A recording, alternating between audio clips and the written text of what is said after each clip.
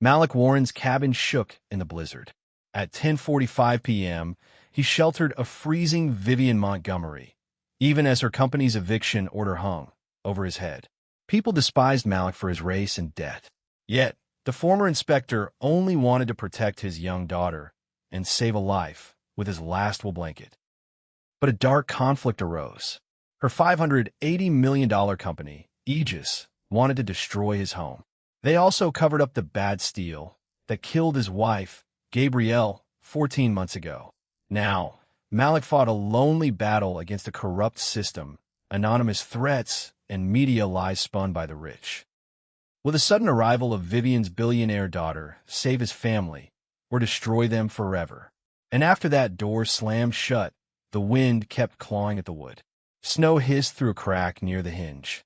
Malik pressed his palm flat against the gap to stop the draft.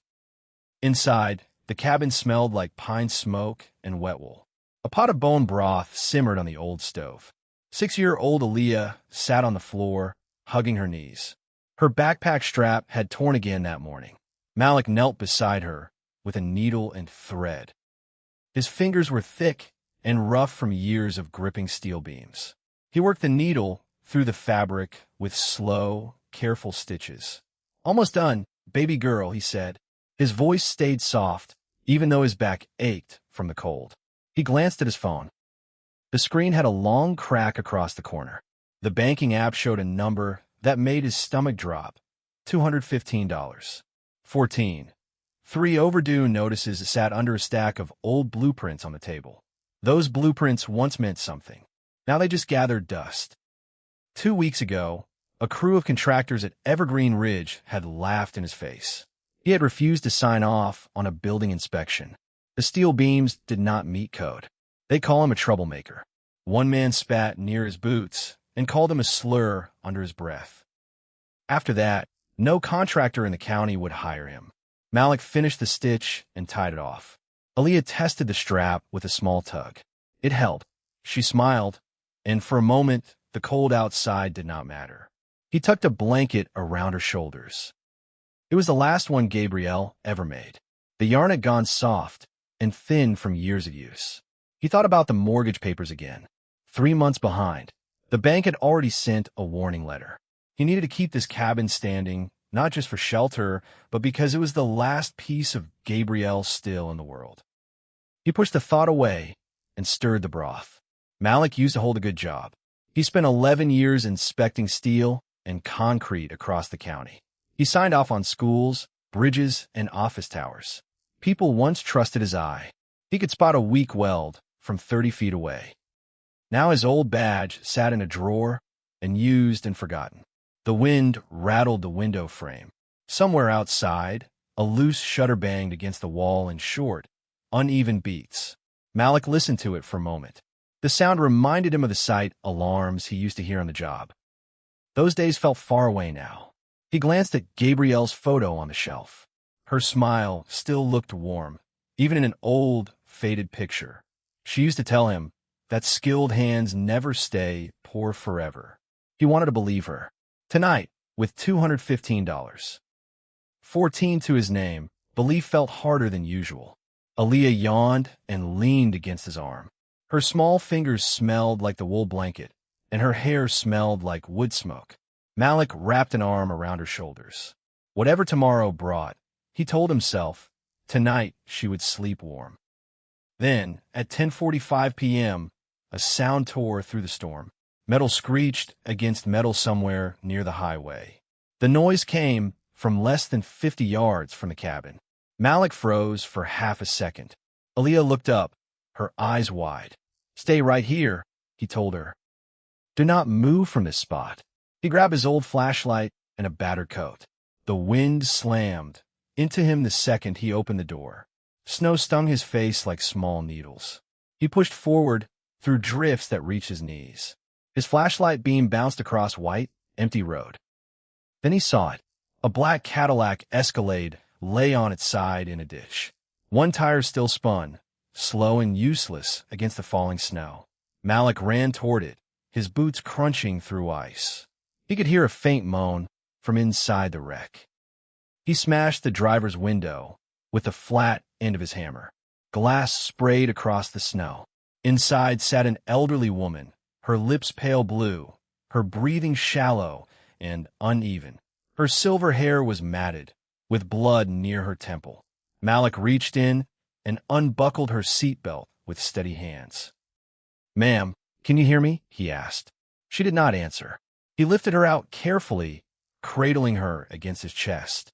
She weighed almost nothing. The cold had already stolen most of her strength. He carried her back, through the snow, one heavy step at a time. His arms burned, but he did not stop. Wind howled past his ears, sharp and endless. Snow packed into his collar and melted down his neck. By the time he reached the cabin, his lungs felt raw from the freezing air. He kicked the door open with his boot. Aaliyah jumped up from the corner, her eyes wide with fear. "Daddy, who is that?" "Someone who needs our help," Malik said, breathing hard. "Grab the extra blanket, baby girl." Aaliyah moved fast, pulling the folded quilt from the shelf. Her small hands shook a little, but she did not hesitate. Inside, he laid her on the small couch near the stove. Aaliyah backed into the corner, watching with wide, frightened eyes. Malik wrapped the woman in Gabrielle's wool blanket, the only one they had left. He fed the last of their dry firewood into the stove. Flames rose and crackled, throwing orange light across the room. He spooned warm broth past her lips, one small sip at a time. Her body trembled less with each passing minute. Malik did not know her name. He did not know why she was driving alone on this road, in this storm. He just knew she was cold, and cold could kill. While hanging her soaked coat near the fire, something slipped from the inside pocket. A leather folder hit the floor with a soft thud. Malik picked it up without thinking. Gold lettering caught the firelight on the cover. Aegis Legacy Partners, the same name stamped on the eviction notice taped to his door. His hands went still. The warmth in the room suddenly felt far away. Old memories crashed back into his mind. He remembered the complaints he filed after the scaffolding collapse that killed Gabrielle. He remembered how Aegis threw every letter straight into the trash. He remembered the company lawyer's cold voice on the phone. "Your wife fell. The company holds no responsibility for careless workers." He remembered the funeral, too. Rain had fallen that whole gray afternoon. Only a handful of people came, mostly old co-workers who still respected her name. Nobody from Aegis sent flowers. Nobody from Titan sent a single word of apology. Malik had stood at the grave, with Aaliyah in his arms, unable to explain to a 5-year-old why her mother was never coming home. Since that day, the whispers around town had grown louder. People said Gabrielle had been careless on a job. People said Malik was bitter, difficult, a man who saw conspiracies everywhere.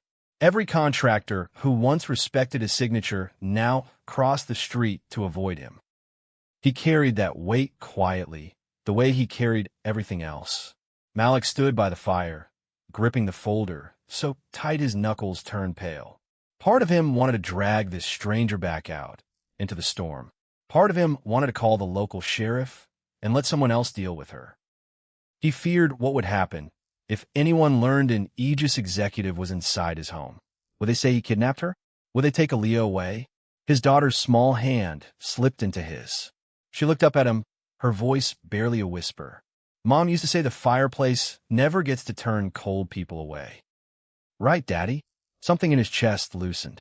He set the folder down on the table, face up, and said nothing more about it.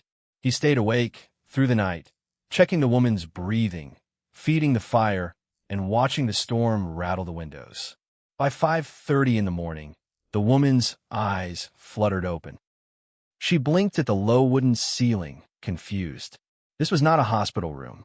The air smelled like broth and pine smoke, not antiseptic. She turned her head and saw hand-drawn structural blueprints pinned to the wall. Beside them hung a small photo of a smiling woman, a thin trail of incense smoke still curling beside the frame. "You're the inspector," she said slowly. "Malik Warren. You sent those letters about the Titan steel." Malik straightened, surprised. "You know my name?" The woman introduced herself as Vivian Montgomery. She had co-founded Aegis decades ago, back when it still built things the right way. Now, she said, her own daughter and the board had pushed her out of daily control. They had hidden the full truth about the scaffolding accident to protect a massive new development deal. A building built with rusted steel will collapse, Vivian said, her voice steady despite her weakness. An empire built on lies collapses too. Do not let your anger rust that brilliant mind of yours, Malik. I can give you the key to open the truth. She told him about a private records vault inside the Aegis Tower in Seattle. It held the original metallurgical reports, the ones nobody at Titan had managed to swap out yet. She gave him a code, memorized and never written down. Malik stared at her, unsure whether to trust a woman connected to the very company that destroyed his family.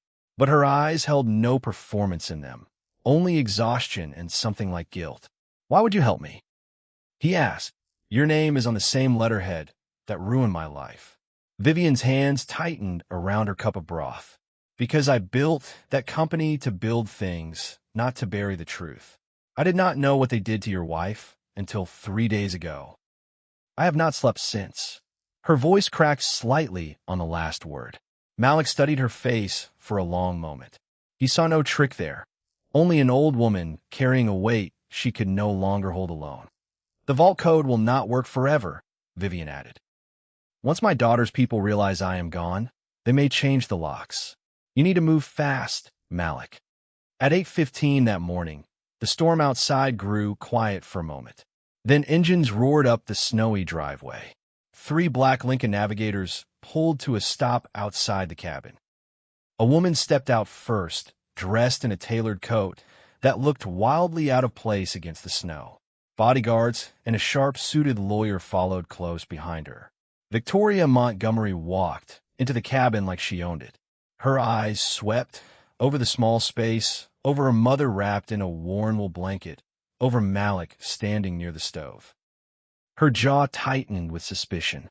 "What exactly is going on here?" she demanded. Before Malik could answer, she pulled a check from her coat pocket. $50,000, already signed. She dropped it on the table, right on top of the old blueprints. "Sign the property release." "Forget this ever happened." Malik picked up the check slowly. He looked at it for a long moment, then tore it cleanly in half. The sound seemed to echo through the small room. "There are things your money can't buy, Ms. Montgomery," he said, his voice calm and even. "My wife's honor is not for sale. Neither is mine." Victoria's face flushed with anger, but something in his steady gaze made her hesitate. "You have no idea who you're dealing with," she said, voice low and sharp. "I buried my wife because of who I'm dealing with," Malik replied. "So yes, I do." For a moment, neither of them spoke. The stove popped behind him, throwing a spark against the metal guard. Victoria's jaw flexed, but she said nothing more. She helped her mother into the car without another word. Malik watched them disappear into the swirling snow, his heart pounding beneath his calm exterior. He made a decision that morning. He packed a small bag, kissed Aaliyah's forehead, and left her with their kind neighbor, Mrs. Gable. Then he climbed into his old Ford pickup and pointed it toward Seattle. By early afternoon, trouble had already caught up with him. Raymond Cross, the company's lead attorney, froze what little money remained in Malik's bank account. He claimed suspicious activity, though there was nothing suspicious about being poor. 2 building inspectors, clearly following orders, slapped a condemned notice across the cabin door. Mrs. Gable called Malik's cell phone in a panic. "They're saying the cabin isn't safe to live in," she said. "They took photos of everything, Malik, even Aaliyah's room." Malik gripped the steering wheel of his truck, knuckles pale. "Keep her with you a little longer. Please, I'm handling this." "You be careful, Mrs. Gable said. "These people don't fight fair." "I know," Malik said. "I stopped expecting them to." He ended the call and sat in silence for a moment, watching wipers push snow off the windshield. Somewhere behind him, in the rearview mirror, a dark sedan he did not recognize slowed near the shoulder of the road. He pulled back onto the highway and did not look back again. Malik pulled off the highway to call an old contact. Clara Jenkins had once worked as a records clerk for Titan Structural Systems. She had been fired years ago for copying files she was never supposed to touch. They met at a quiet diner off the interstate, steam rising from cheap coffee cups between them. "Marcus Vance has people watching for you," Clara warned, glancing toward the window. "He runs Titan. He will not let you reach that vault quietly." Malik studied a napkin sketch of the Aegis building's ventilation system, drawn from memory. 5 years earlier, he had helped review the tower's original design. He knew its blind spots better than most current employees. "There's a service duct behind the parking garage," he said, tapping the napkin. "Old filtration line. Nobody upgraded it during the last renovation." Clara leaned closer, studying the crude lines. "That drops you near sub-basement 3. That's where the founder's vault sits." "Then that's where I'm going," Malik said. Clara did not smile. "Marcus Vance already knows your truck. He has people watching every road in a downtown Seattle." Malik folded the napkin and slid it into his pocket. Outside the diner window, snow kept falling, thick and silent, erasing the tire tracks on the road behind him. That night, the second blizzard rolled into Seattle. Snow buried the streets in fresh white layers. Backup power inside the Aegis tower flickered under the strain. Dressed as a maintenance worker, Malik crawled through a narrow duct behind the underground parking garage. Cold air roared past his ears. Dust coated his throat with every breath. Somewhere above him, a fan blade clicked with every rotation. Metal groaned against metal, slow and steady. Malik counted the clicks to steady his breathing. His shoulders scraped the sides of the duct with every push forward. He reached a service hatch near the third sub-basement. His fingers, numb from the cold, punched in the code Vivian had given him. A soft click released the lock. He pushed the panel open and slipped inside. The room felt still. Too still. His own breathing sounded loud in his ears. A single dim bulb buzzed overhead, casting long shadows across the floor. Dust coated everything in a thin, undisturbed layer. He moved quickly, scanning labels along each drawer. Somewhere above the ceiling tiles, a pipe ticked as it cooled. Every small sound made his pulse jump. The vault room was small and windowless, lined with metal filing cabinets. He found a wall safe hidden behind a false panel, exactly where Vivian said it would be. Inside sat a thick folder of original inspection reports, each signed by an independent metallurgist. The documents proved something devastating. Every batch of steel Titan supplied for, that scaffold was cheap scrap metal, recycled far below safety standards. His hands trembled as he plugged a small drive into an old computer to copy the files.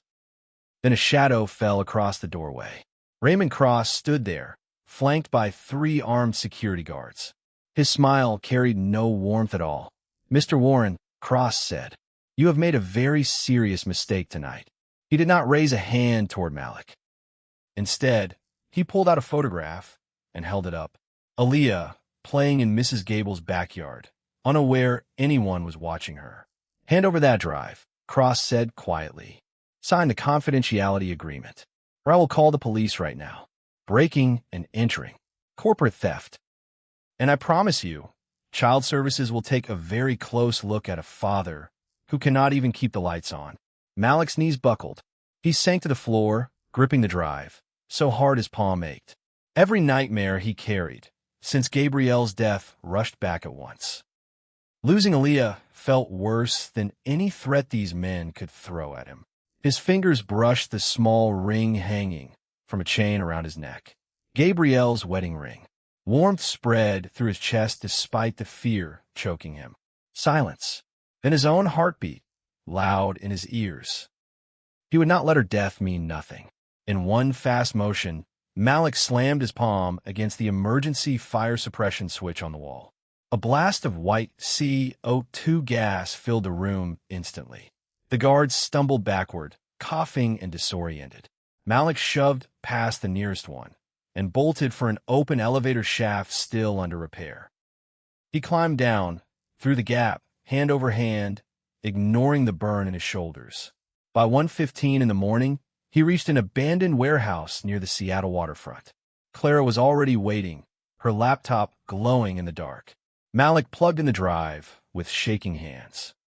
The metallurgy reports loaded first, damning and clear. Then Clara found something else buried in the files, an audio recording. Raymond Cross's voice played, through the tinny speaker, calm and businesslike. He admitted paying a local labor inspector $150,000 to shift all blame for the scaffold collapse onto Gabrielle herself. Malik sat frozen, listening to the man erase his wife's memory with a bribe and a lie. For 14 months, people believed Gabrielle had been careless. Now he held proof that she had done nothing wrong at all. Malik sat back against a cold metal shelf, letting the weight of it settle over him. 14 months of grief, and the truth had been sitting in a locked drawer the entire time. He thought about every person who had called Gabrielle careless. He thought about every door that closed on him because of a lie. "This is enough to end them," Clara said, closing the laptop gently. "But only if the right people see it. We need to get this in front of Victoria," Malik said. "Not the police. Not yet. They will bury it in paperwork for years." Clara nodded slowly. "Then we need a stage big enough that nobody can look away." By morning, a local news channel confirmed the perfect chance. Victoria Montgomery would host the groundbreaking ceremony for the $580 million Evergreen Ridge development. It was scheduled for 9 a.m., broadcast live across the state's financial networks, right on the hill where Malik's cabin still stood condemned. Clara turned up the volume on the small television. A reporter stood in front of a stage decorated with gold ribbon. "This is our window," Clara said. "Every camera in the state will be pointed at that hill tomorrow morning." Malik rubbed his eyes. He had not slept in over a day. "Then that's where I need to be standing." But police roadblocks already lined every route into Evergreen Ridge. Malik's face had been smeared across morning broadcasts as a vengeful former employee who had assaulted an elderly woman. Cross had made sure the story sounded ugly and convincing. Malik refused to run. He called an old co-worker, a fellow tradesman who still trusted him. Together, they loaded him under a stack of raw pine logs in the back of a delivery truck. Bark scraped against his cheek. The smell of fresh-cut pine filled his nose with every breath. The truck slowed near the first checkpoint. Malik held perfectly still, listening to boots crunch through snow beside the truck bed. A flashlight beam swept across the logs above him. "Delivery for the site up the road," his friend called out from the driver's seat. "Firewood contract, same as every week." The officer grunted and waved them through. The truck rattled through 2 checkpoints without stopping, snow crunching beneath its heavy tires.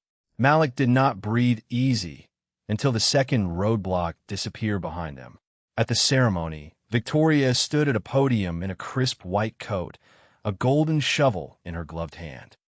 Raymond Cross stood beside her, smiling for the cameras like a man who had already won. Then Malik pushed through the crowd of reporters, snow still clinging to his torn jacket. Security guards lunged toward him instantly. Cross shouted for the police to arrest the intruder on the spot. At that exact moment, an electric wheelchair rolled up through the crowd. Vivian Montgomery sat in it, her spine straight despite her frailty. She raised one hand, and the entire crowd went silent. "If anyone touches this man," she said, into a nearby microphone, her voice carrying across the field, "you will answer to me." The guards hesitated, unsure who truly held the power here. Malik walked up to the podium on unsteady legs. He plugged his drive into the massive display screen behind the stage. The audio recording of Cross's confession began to play, loud and unmistakable, across every camera feed in the state. Victoria's face drained of color as she listened. The lawyer she trusted most had lied to her for over a year. Her own company's negligence had killed the husband of the man who saved her mother's life. Cross tried to slip away through the stunned crowd. Federal agents, quietly summoned by Vivian days earlier, caught him before he reached the parking lot. Silence settled over the crowd like fresh snow. Nobody moved. Somewhere behind the stage, a generator hummed low and steady, the only sound left in the frozen air. Cameras kept rolling, capturing every second of the collapse of a lie 14 months in the making. Victoria turned to Malik, her polished composure completely gone. "I didn't know," she whispered. "I swear to you, I didn't know." Malik looked at her for a long moment. He thought of Gabrielle, of the cold nights, of every door that had slammed shut on him this past year. "I believe you," he finally said. "Now prove it." 3 weeks passed. The bulldozers and demolition crews vanished from Evergreen Ridge for good. Victoria restructured the entire $580 million project from the ground up, cutting every corrupt partner loose from the company. She drove up to Malik's cabin herself, without an entourage this time. She stood at the door, her posture far less rigid than before. "I owe you an apology," she said quietly, "for every assumption I made about you." She handed him an official document from Aegis. The eviction order was canceled permanently. The wetlands surrounding his home would become the Gabrielle Warren Memorial Park. And the company was offering him a new position, Chief Safety and Structural Inspector, with a starting salary of $185,000 a year. Malik read the paper twice, slowly, his thumb tracing the edge of the page. For 14 months, he had felt invisible to men like Raymond Cross and Marcus Vance. Today, his name sat printed at the top of a contract that could rebuild his family's whole life. "I don't need a park named after her to remember Gabrielle," he said quietly. "But I think she would have liked knowing other families won't lose someone the way we did." Victoria nodded, her eyes wet. "That's exactly why we're building it." Vivian arrived soon after, carrying a small wooden puzzle set for Aaliyah. The little girl's eyes lit up as she unwrapped it on the porch steps. "Thank you for the fire that night," Vivian said, kneeling slowly beside her. "You kept an old woman warm when the whole world outside had gone cold." Aaliyah smiled shyly and hugged the puzzle box to her chest. "Daddy says the fireplace never turns anyone away." Vivian's eyes glistened as she looked up at Malik. "Your wife raised a fine man," she said, "and he is raising a fine daughter." Malik pulled his daughter close, the same old blanket wrapped around both their shoulders. Though it still smelled faintly of smoke and cedar, familiar and warm. He looked up at the clearing sky above Evergreen Ridge. The first warm rays of spring sunlight broke through the gray clouds. Somewhere down the hill, workers had already started clearing ground for the new memorial park, their shovels catching flashes of morning light. The ice that had covered this hill and the indifference that had covered this town finally began to melt away. His family's honor, long buried under lies, stood restored in the open light. Malik thought about the man he used to be, the one who signed off on buildings and trusted the world to play fair. He was not that man anymore. He was something steadier now, something the storm could not break. Aaliyah tugged at his sleeve, pointing at a bird crossing the pale morning sky.